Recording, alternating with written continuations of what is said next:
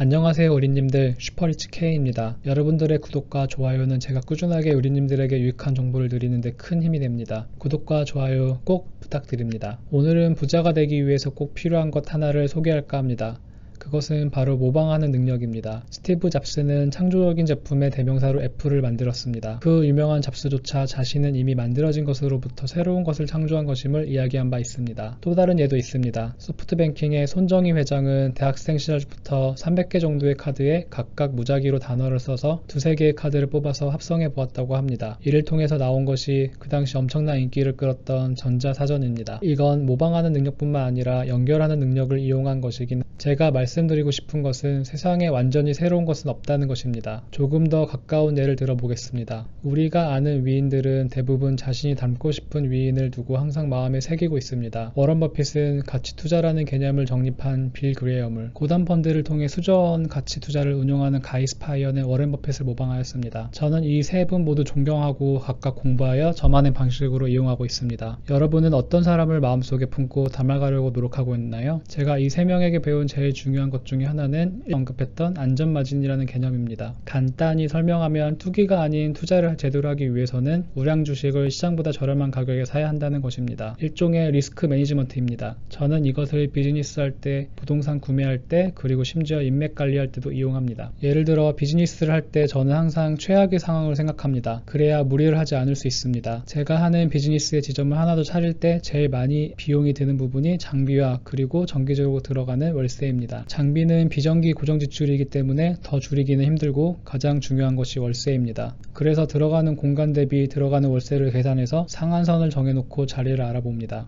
아무리 위치가 좋아 보여도 비용이 제가 정한 건 이상이면 들어가지 않습니다. 비즈니스 자리 구하는 방법에 대해서는 나중에 기회가 되면 또 컨텐츠를 만들기로 하겠습니다. 부동산 구매할 때도 안전마진이 주식에서만큼이나 중요합니다. 부동산 구매 시 제일 중요한 것은 내가 대출받는 빚입니다. 대출을 받지 말라는 것이 아닙니다.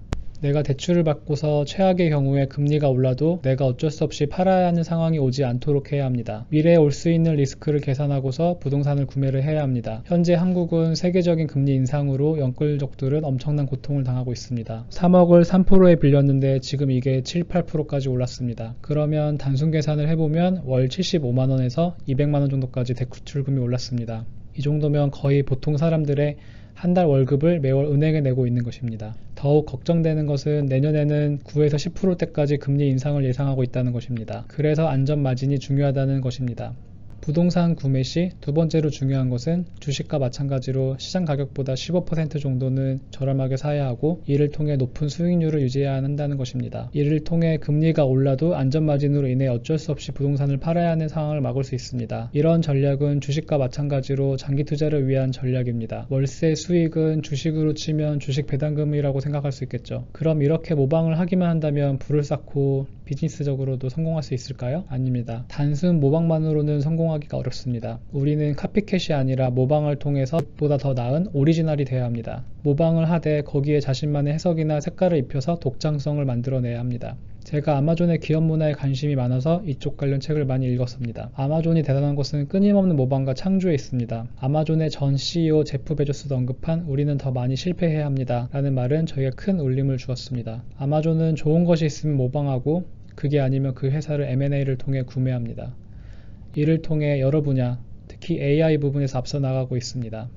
이걸 개인에게 적용한다면 어떨까요? 예를 들어 내가 떡볶이집을 하고 있다고 하겠습니다. 그런데 우리님들 가게 길 건너편에도 같은 업종의 가게가 있습니다. 매출은 둘이 비슷합니다. 하루는 경쟁업자가 페이스북에 광고를 하고 인플루언서를 데려와 엄청난 매출을 올리는 것을 보았습니다. 우리님들은 어떻게 할 건가요? 한번 생각해 보세요. 저라면 애초에 경쟁자가 많은 업종은 하지 않을 것입니다. 떡볶이 업종이 안 좋다는 이야기가 아닙니다. 그냥 하나의 예시고요. 그런데 이런 상황에 처해 있다고 생각해 보겠습니다.